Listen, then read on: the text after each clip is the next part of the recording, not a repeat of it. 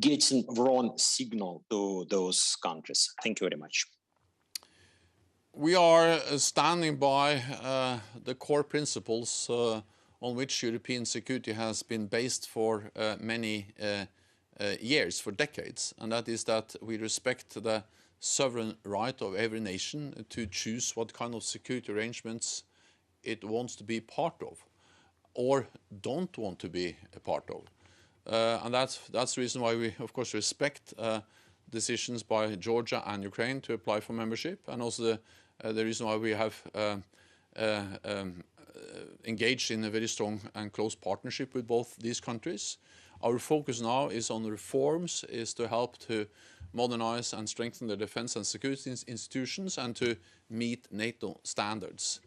But also why we respect decisions of countries not to apply for membership, for instance, as Finland and Sweden, but also with them we have very close partnership, politically strong and close consultations, and also our forces exercise together, train together, and we have achieved a very high degree of interoperability. So this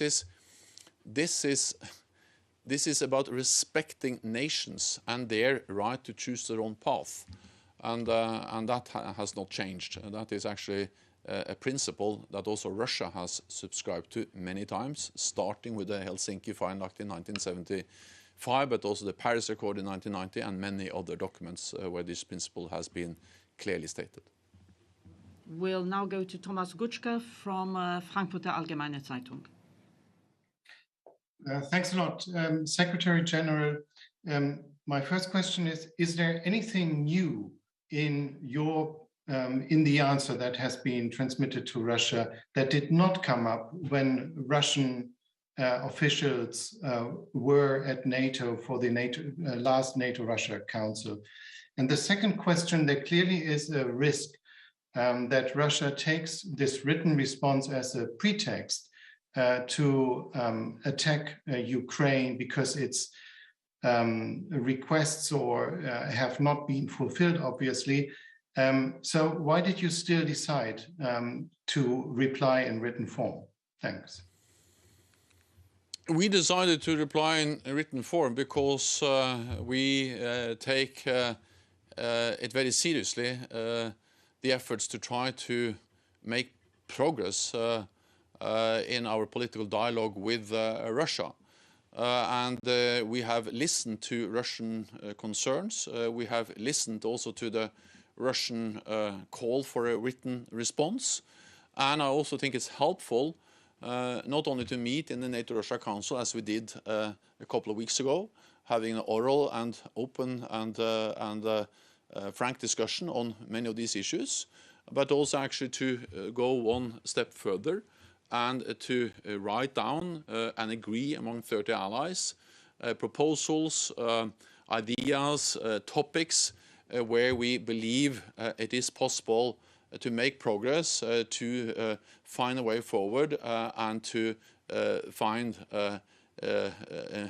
areas where we can actually agree. And that's the reason why we have put all this into a written document. Of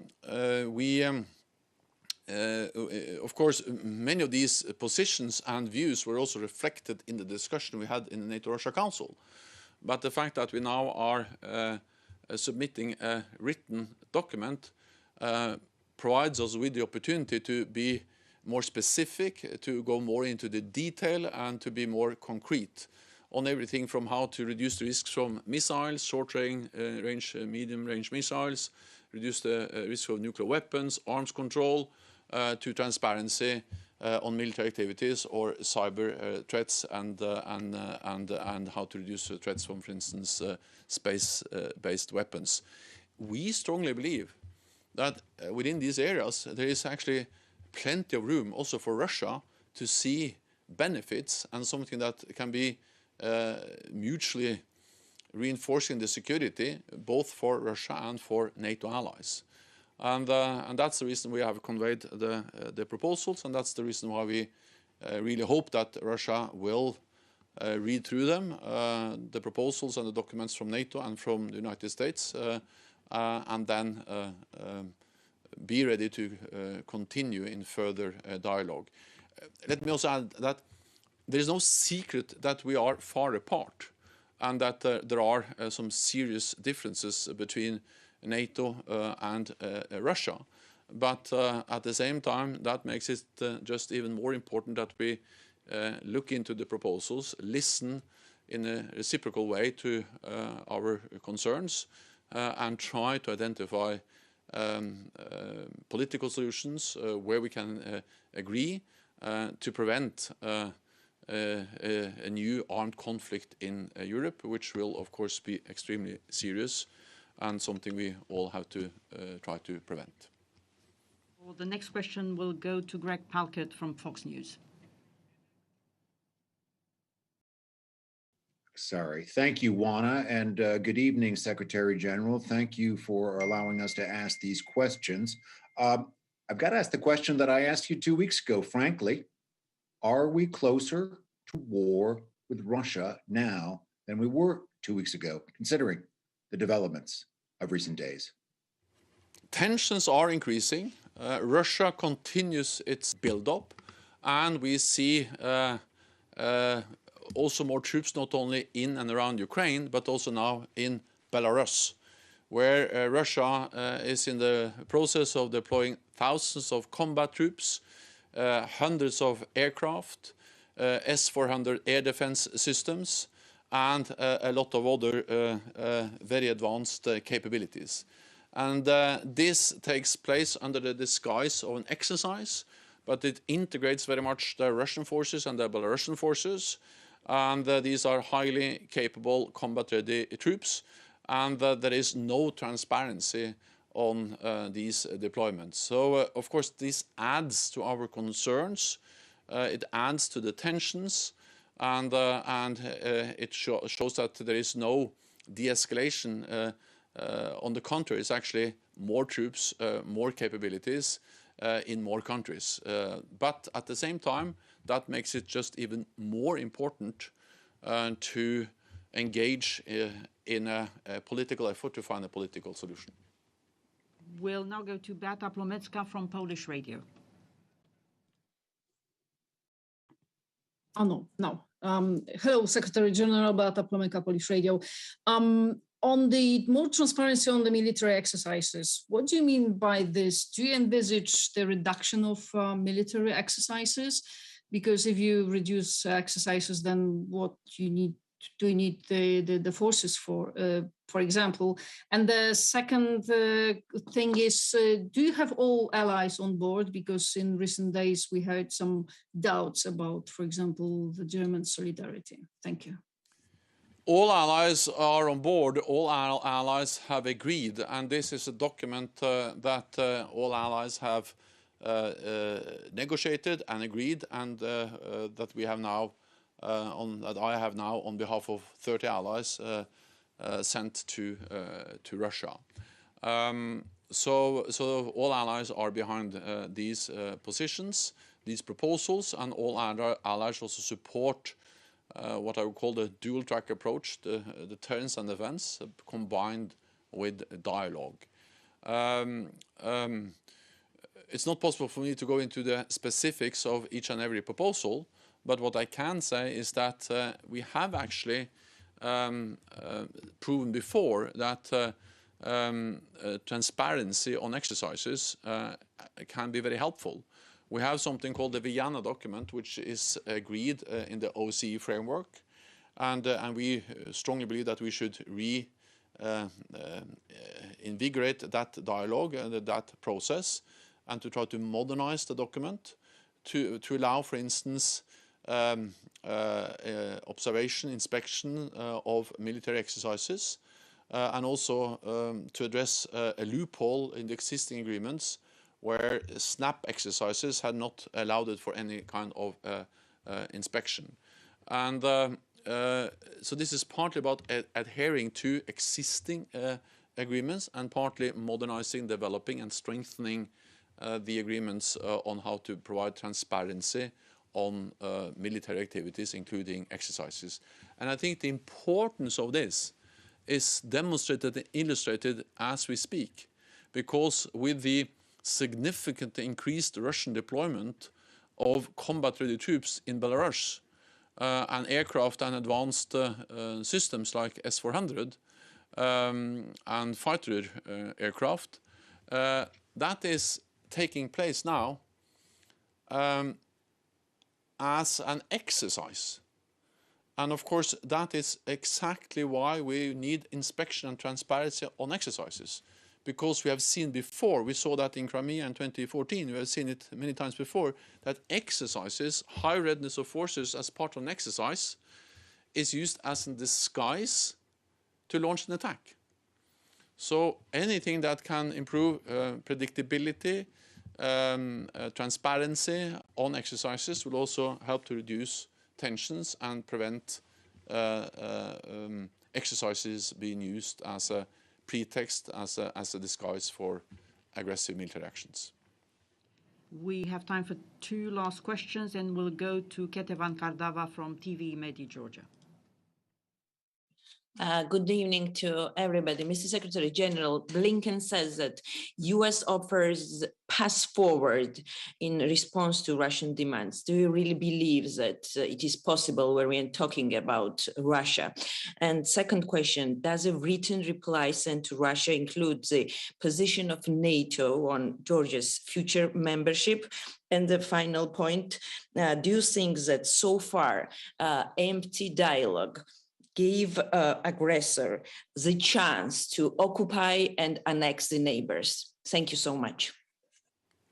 A political solution is still possible. But then, of course, Russia has to engage in good faith to de-escalate and to sit down and really make a real effort to find a way forward where we can find a political solution.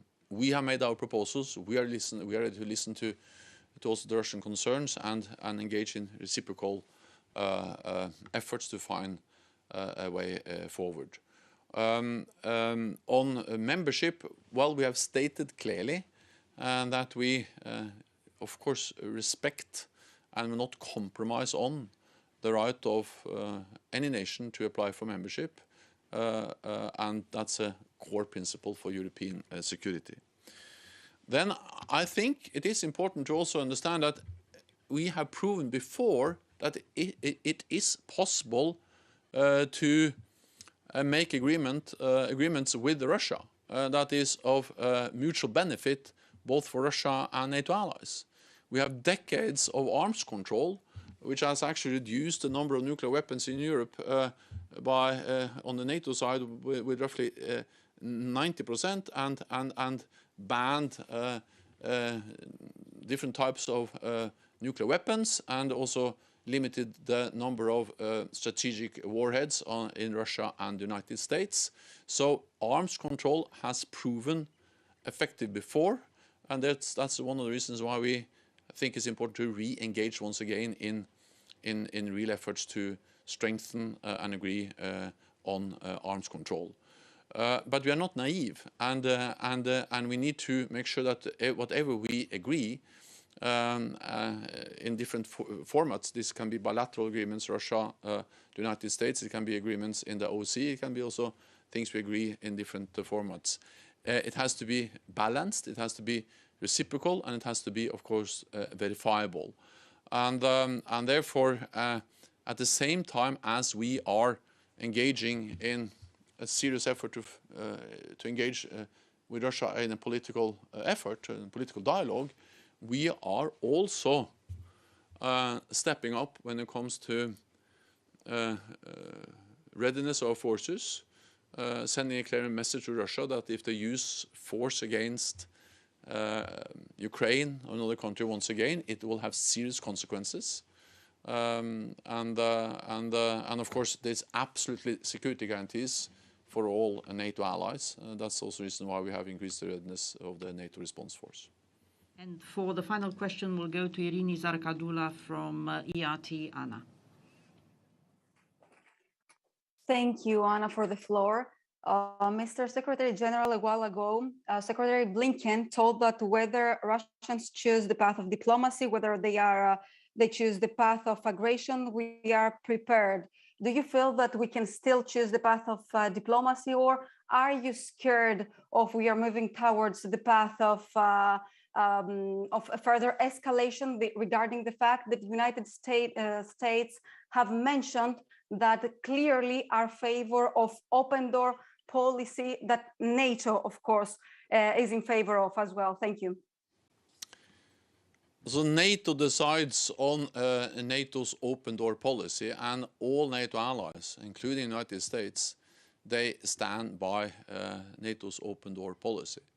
But also, of course, we stand by the core principle, which is linked to that open door policy, that every nation has the right to choose its own path. We are concerned because we see that the military buildup continues, but for me that's not an argument against dialogue. For me that's an argument in favor of engaging in dialogue to prevent a new armed conflict. So we are prepared both to engage in serious dialogue. That's the reason why I put forward the proposals today, but we're also of course prepared for an eventuality or a situation where Russia once again decides to use force. And we are conveying a message of that will have severe consequences, sanctions. NATO allies provide support to Ukraine. That will also increase the cost of Russia if they decide to use. And we are removing any question about our ability to defend and protect all allies by increasing the presence in the eastern part of the alliance, and also increasing the readiness of our NATO response force, and being ready to respond if needed.